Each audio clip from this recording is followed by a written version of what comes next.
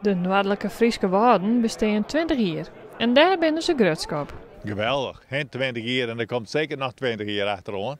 Dus gewoon, ik denk dat wij hier gewoon een uniek landschap hebben. Daar hebben we eigenlijk al vanaf het begin hebben we erop past. Laten we zeggen vanaf 30 jaar. Dat het een beetje officieel wordt met de eerste natuurverenigingen. En dat hebben we bundelen in 2002 en toen is de Frieske Wouden ontstaan. En ik denk dat dat hartstikke goed best is. Om het landschap zoals het hier is, dat het ook gewaardeerd wordt. Omdat het mooi te bewaren. En daar ben we tot nu toe in slagen.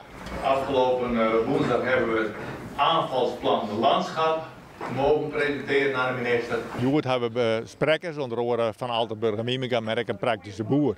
Die gewoon aanjouwen van hoe waardevol uw elementen binnen voor het biofiscaat en wat erin lebbert. En als het goed onderhoudt, dan heeft het volle meer biofiscaat.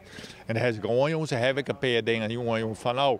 Denk erom dat het goed onderhouden blijft, net in één keer alles plat, maar zorg je ervoor dat het planmatig gebeurt en stem dat aan. En we hebben een boer die had ik zei van jongens, ik ben eigenlijk wel gek van die regeljouwing, van vertrouw ons nou eens even. We weten wat we doen moeten, we doen het gewoon hartstikke goed, dat hebben we bewezen en ja, jou is die ruimte.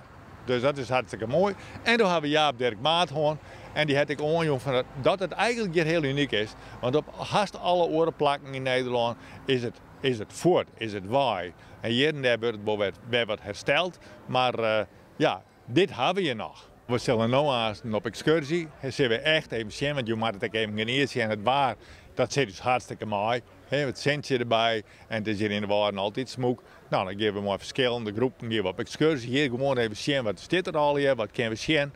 Daarna hebben we de wisseling van uw directeur-secretaris, Wout Vervulpen. Die houdt er mee op en Gerry Visser neemt het door. Nou, daar hebben we ook even aandacht voor.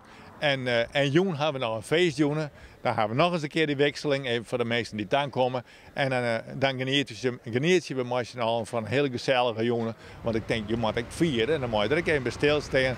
En dan moet het ook even gezellig zijn. Dat is jong.